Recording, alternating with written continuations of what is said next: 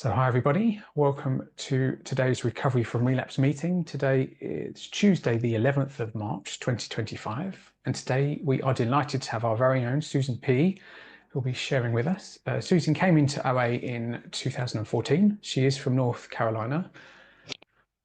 And Susan, next 30 minutes over to you. Hey y'all, this is Susan, a recovered compulsive overeater and very nervous. And I shouldn't be because y'all are my tribe. Especially, I am a survivor of chronic relapse, and this was the first Zoom meeting that I came to that saved my life. And so I need to think about that I'm just with my own, and all I can do is share my experience, strength, and hope. So here goes. When I came to y'all, yes, I started OA in 2014, but I spent 7 years in traditional OA, which did not work for me. And I was dying in the rooms. And fortunately, I met Rita at the year that the birthday party was online, and she did not co-sign my bullshit. She opened my eyes, and I saw, because I was at that time defining abstinence as not binging, and yet I was 270 pounds, and I'm only 5'6". I think I would need to be 7'6" to carry that kind of weight. So I came to this meeting and just blew me away. Between that and the Big Book birthday party meeting, where I saw recovery. I had never seen recovery before. And it's like, that's what I want. I left my small little sad local meeting that I'd been going to for 7 years, and I haven't looked back. To get the stats out of the way, I came in, like I said, at 270 pounds, and I did some math this morning. That's 19.3 stones or 122.7 kilos. As of yesterday, I now weigh 177 pounds or 12.6 stones or 80.5 kilos for a total loss of 93 pounds, 6.6 stones or 42.3 kilos. If there's any more math, you're on your own. And you know what? That's really not the point. The Big Book says we're to talk about what we were like, not what it was like, what I was like, what happened and what I'm like now. I'd like to keep the what I was like part kind of short, because we've all been there, we've all relapsed, we've all binged, we all know how. But just to make sure you know I'm one of you. My first reported binge was at 4. I don't remember it. My mom caught me on the front porch having just demolished an entire bag of Oreos. My guess is I had just figured out that the baby brother I had been promised was really not all the gift that it was cracked up to be, because before he came along, I was not only the only child, the only grandchild on both sides. Pure conjecture. After that, I don't remember that, obviously, but childhood, I certainly remember being completely focused on food. After the Oreo incident, my mom became the food police because she did not want me to be overweight, which was the cardinal sin in my family. And I just plain have one of those little slightly pudgy bodies that, even though I could have lost 5 pounds and been about the same as other kids, I was made to feel like I needed to lose 50 pounds. And it wasn't just my family, it was the social group we moved in at the time. It was, the number one sin. And so it affected, I never felt comfortable in my body. I never felt comfortable in who I was. I had parents who were very authoritarian. It was how people were, adults were at the time. And I just, could never measure up. So that discomfort that I sought release from in food, because what else has a child got? But I didn't even have that, because my mom rode so roughshod over what was in the pantry. So I hear fellows share about raiding the pantry at night, and it's like, we had nothing in there you'd want to eat. I mean, there was no manufactured food, there was no anything. And I remember the one time that I could get away with eating was every year we go to a family reunion, and my mom's family was country cooks, Southern cooks, and the tables would be loaded with desserts. which I love desserts. And I would gorge. And every single year I got sick as a dog. And I remember once my little brother said, "Well, if it makes you sick, why do you eat it?" And he may as well have said, "Why don't you just grow a second head?" You know, how could I not eat it? And it was the difference between the two of us, you know, grew up in the same family, same house, same everything. But he's a normie and I'm not. Um, I, because of my mom and because of the social situation and dieting, which began for me at age 10, I never was hugely overweight, but I yo-yoed.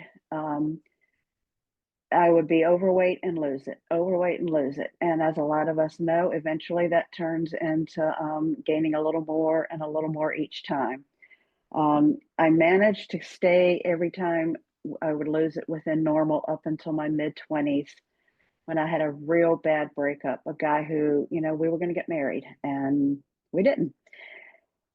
And I was devastated and I did not have the emotional tools to handle it.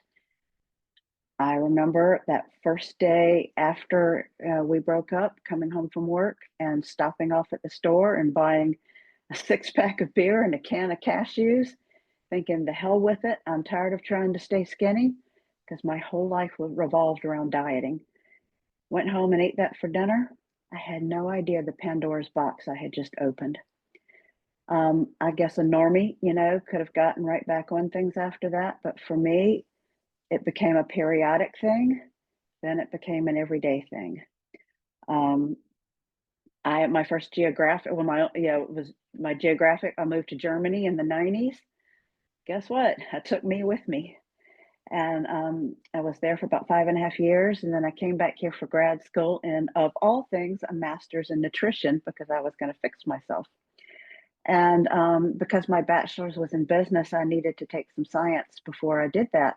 And I was sitting in an introduction to nutrition class, and when we did the module on disordered eating, which is what is the clinical terms for eating disorders now, we got to the part about binge eating disorder, which is what we call compulsive overeating. And this was in 94, fall of 94. And the professor said, "Well, this is mostly guys," after he described it. And I'm sitting there with 80 kids who are about at least a dozen years younger than me. And I'm thinking, it's not just guys, that's me. That's what's wrong with me. Because all my life I knew something was wrong with me. Before I started using the food to ease the discomfort, I knew something was wrong with me because it's the ism. It's not the food, it's the what's in the head. And so it didn't stop me. And I ended up having spinal fusion surgery when I was 38, 39, something like that, that instead of fixing my back, left me disabled. And after that, my binging took off to the professional level because that is not how my life was supposed to go. And I had no tools for coping with it. Um, I went to OA briefly around the 2000s. I don't know exactly the dates. I do remember I was there during 9/11, but that's about all I can tell you. It was, again, you know, the OA literature type meeting, the OA workbook, which for me was no good. And at the time, I defined my abstinence as staying in my Weight Watchers points and eating all things in moderation. And I had a sponsor who told me I did not need to buy the big book. That did not go well. So I wasn't ready. I didn't hear anything. I left. Spent another dozen or so years out there experimenting. I have gone to Weight Watchers 5 times, Jenny Craig twice, Tops once. I've counted fat grams. I've counted calories. I've done all of that. I have not done the radical stuff. I've done all the balanced nutrition stuff. It didn't fix me. If I had any athletic ability whatsoever, I would probably also be an exercise bulimic, but I do not have that ability. So I spent about a dozen years after that. Every time back then, we still had a local newspaper and local meetings would be listed, and I'd see the OA meetings listed. The seed had been planted. I think I should go back there. I didn't.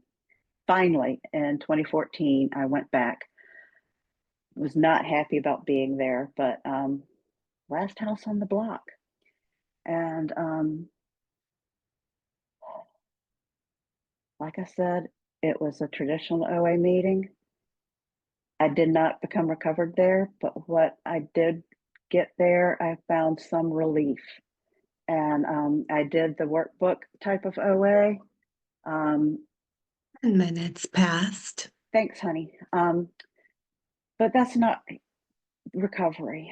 That is navel gazing. And if I'm saying anything to ruffle feathers, this is an excellent opportunity to do an inventory because this is my experience. The big book says the thesis of this book, lack of power. Oh, this is page 45. Lack of power, that was our dilemma. We had to find a power by which we could live, and it had to be a power greater than ourselves, obviously. But where and how are we to find this power? Well, that's exactly what this book is about.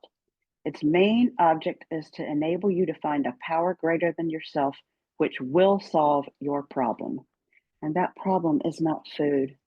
That problem is the ism. That problem is the disordered thinking.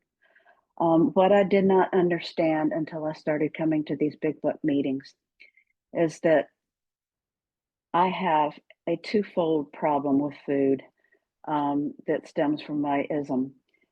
I have the allergy of the body and the obsession of the mind. When I put my alcoholic foods into my body, I crave more and more and more. When I cannot stop. When I put them down, I can't quit thinking about picking them back up again. By myself, I have a lack of power. That's what that lack of power is. It's the addiction cycle. On my own, I can't do anything about this except live in the misery. And what this book is for, going through these steps, having this spiritual awakening, is because God grants me the gift of not having that obsessive thinking anymore. The disease, I like to think of my disease as being separate from me. Last week's speaker stole my thunder on this, except she gave her disease a seductive name. For me, I call mine the weasel. And I actually, when I was doing step one, wrote down all the lies that the weasel tells me. And it really helps me to think of it, even though it's inside my head and using my voice, to split it off as a separate entity. When my daughter was young, she had an anxiety disorder, and we went to a therapist who, one of the things she suggested was that my daughter give her anxiety a name. I don't know why, but she called it Mr. Potato. So I guess for her, she needed to call it something silly. But I used that. I thought, hey, this is something that wants to kill me. And if any of y'all are familiar with the Monty Python actors did a Mr. Toad's Wild Ride movie. Absolutely hilarious. It's for kids, but it's also for adults. And the weasels in there remind me of my disease. And you can actually Google the weasel clip. And so I offer that for people who are struggling with getting abstinent to maybe make it, give it a name and write the reason it helped to write down all the lies is because it really is cunning, baffling, and powerful, and it will tell me the damnedest things. And to be able to go back and look in that list, there's something about writing. It uses a different part of the brain. And even if I've told somebody, the writing is a different part of the brain than speaking. So I can go back in that list and say, oh, there's lie number 7. I'm in physical pain and the disease is telling me that I can't cope with this migraine without, ice cream, which is bullshit. And so anyhow, when I came to y'all, the discrepancy in my dates when I came to y'all 4 years ago, and yet I have a little over a year and a half of abstinence, is because I had been through all the steps of the big book with a sponsor, and I lost my abstinence. I was not doing enough steps 10 and 11, and I was doing too much step 12. And I've since heard that is pretty common. Um, Step 12 service can be a drug, and 10 and 11 are hard and they are critical. But back to step one. After I relapsed, I was in relapse for 7 months, 7 god awful months. And someone in this group agreed to be my sponsor and take me through the steps in a different way. And we used the Joe McHugh book, The Steps We Took, as a supplement to the big book. That's this. Joe McHugh was with Joe and Charlie of the AA speakers. I'm a big user of AA speakers. And the way, there's just something about how he described everything that just made it gel for me. And step one, I realized steps 1, 2, and 3, even though I fully conceded that I had this allergy of the body and the obsession of the mind, I was still, in the terms of food, holding on to bread. I didn't binge on bread, but what I had not put together is that when I eat bread, I then want desserts. And so I had to get willingness. I had to pray for it because I was not willing. And willingness and wantingness are not the same thing. I had to pray to be willing to do what my sponsor suggested, not to want to do it, but to be willing to do it. And part of that was I had to pray to trust God, because I realized that that was a huge part of the problem that I had, as I was still relying on finite Susan instead of infinite God. And I had to give up the bread, and the last thought that if things got really bad, I could always eat my binge foods and then come back. I had not consciously realized I was still holding on to that. And that was scary to let that go. And that's why trusting God had to play into it, because I had to trust God that no matter how bad things get, He will always be there. And for me, God is a He, whatever we call our own works. So, and another component of these first 3 steps for me was rebellion. Because early on, I had a break and then had to get abstinent again. And my sponsor suggested I write about rebellion because that's what had happened. And she asked to write about, what am I rebelling against? How is that working for me? And how does that relate to resentment, selfishness, self-seeking, and fear? So I did. And it came to me that I was rebelling against ghosts. I was rebelling against my parents and all those authoritarian people and judgmental people of my childhood. And none of them are running my life anymore. Shoot, a lot of them are dead, including my mom. And that was monumental. So the big 3 pieces for me were rebelliousness, surrender. That was what I meant with the willingness, is absolute, abject, full-on, total surrender of self. Those were biggies, and trust of God. And the full-on surrender of self. Step 3, people think it's just the committing to the rest of the program, but pages 60 to 61, I suggest that people read that actor and director bit in the first person. That really drives it home, because I was the one trying to run the show, trying to tell the actors what to do, the lighting what to do, and to put that in real people terms, bossing everybody around, trying to get my way. I was never a behind the scenes manipulator. I was always the full on bossy type, pushy, judgmental. And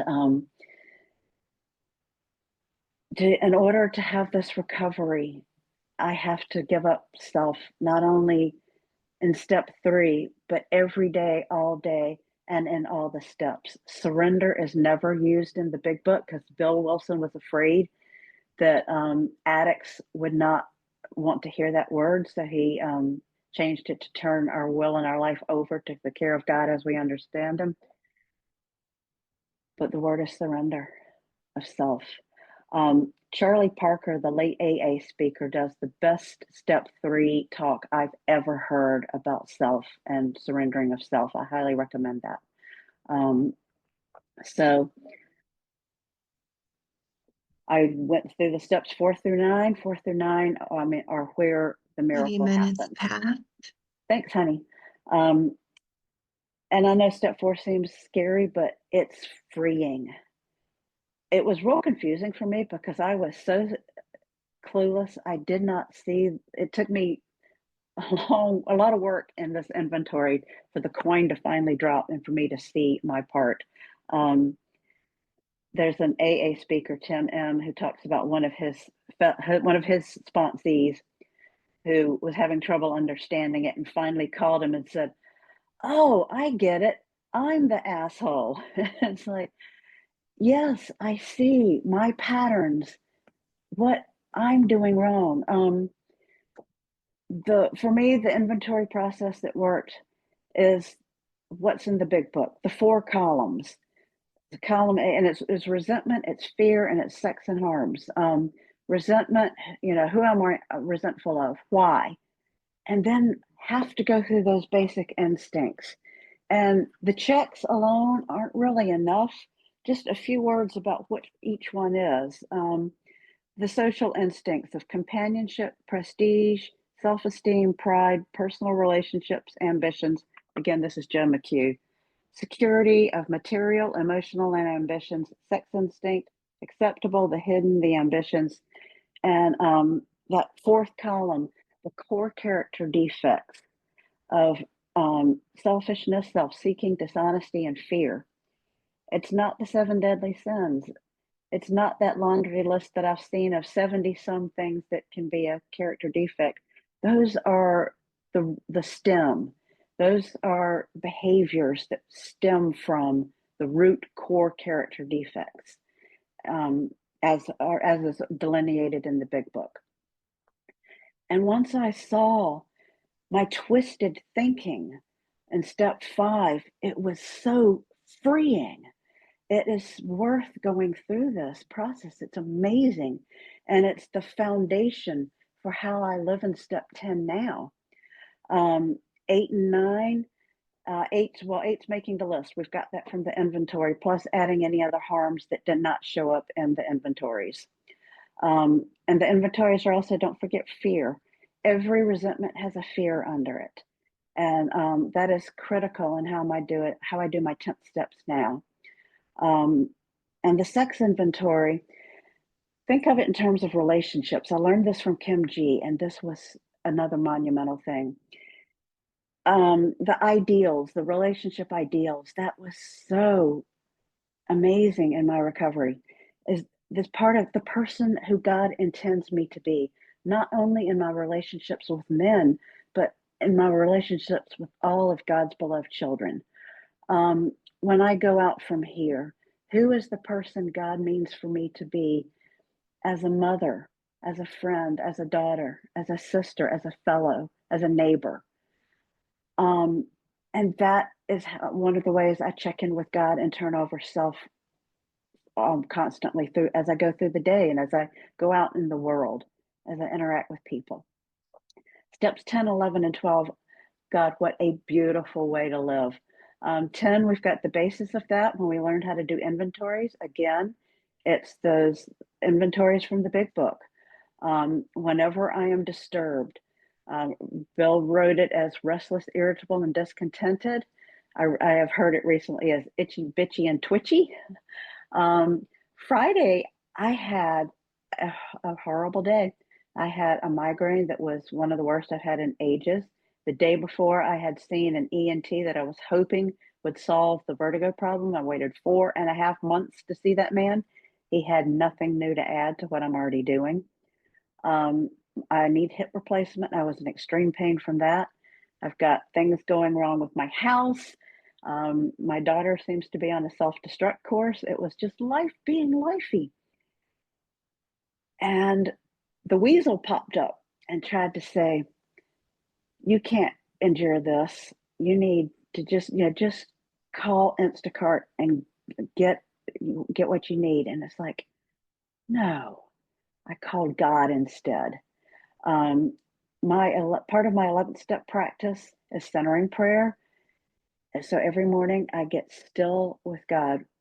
And it's a lot like meditation. It's a Christian contemplative practice that you have a sacred word or words that call you back to being open to God's presence.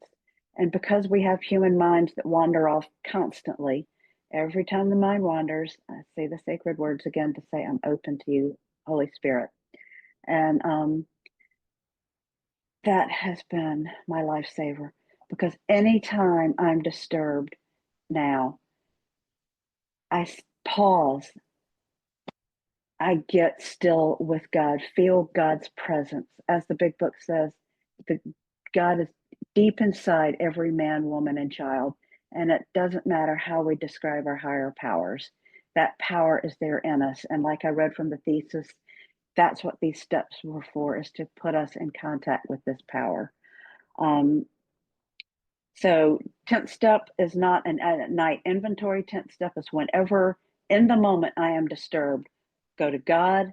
It's still rattling in my head, go to fellows. That written inventory is amazing. 11th step is not just, morning and nighttime prayers. I heard somebody say once, if all she did with her husband to say good morning in the morning and good night at night, what kind of relationship would she have? And I thought, oh, that's really good. I do formal prayers when I wake up in the morning, when I go to bed at night, my centering prayer practice. And I pause before each meal or snack and have a moment with God, thanking for the food, asking to be of service for the rest of the day, and getting centered with where God would have me be as I go through the next section of the day, who God would have me be. But this is where centering prayer helps so much, because it's that practice of returning to God's presence over and over, turning over my will, surrender, because left to my own devices, I will run amok. But the fear inventory says, am I relying on finite Susan or infinite God? Every time I'm relying on finite Susan, I get into trouble. These days, my inventories are almost all about fear rather than resentment. And every time I pray that fear prayer, I think it's page, I always forget. It's in the low 60s, I think. That God removes the fear. Early on, it was food thoughts. Getting still with God and asking Him to remove food thoughts. They'd go away. Now it's the fear. God, remove this fear of how my daughter is, the choices my daughter is making in life. 2 Direct me to minutes. what you would have me be. Thank you, sweetie. And then I can be the mother God would have me be. And finally, the 12th step, having had the spiritual awakening. And that is what the big book brings us to. We are to live these principles in all our affairs. And that, again, is the practice of surrender, the practice of turning to God, of being awake, of being aware of my thoughts before things happen. The 10th step is not just a cleanup. The whole 10, 11, and 12 is awareness, awakenness to the ism, and constant contact with God to go through the day and not be in the ism, and being of service, not in a compulsive way, in a way that is useful to God. For me, I prefer the one-on-one phone calls, sponsoring, and sometimes I'm led to do something I'm not comfortable with. I'm now the speaker getter for a small big book meeting. I did not want that job, but it came to me in my centering prayer practice one day this is what I am to do for now. And I'm growing spiritually. Step 11 is that we've got to keep growing. And this the new way of giving service that is not all that comfortable has helped me grow. And 10, 11, and 12 just all mesh with one another. It's the fourth dimension. The big book talks about, or people talk about being happy, joyous, and free. We're not going to be that every single moment of the day, and that is okay. Thank you. Most of the time, I am contented. Sometimes I'm itchy, bitchy, and scratchy. And I have this design for living that works. So I urge all of y'all, pick up that spiritual toolkit and get rocket into the fourth dimension, because it is beautiful. Thanks for letting me be here and to be of service. With that, I'll pass.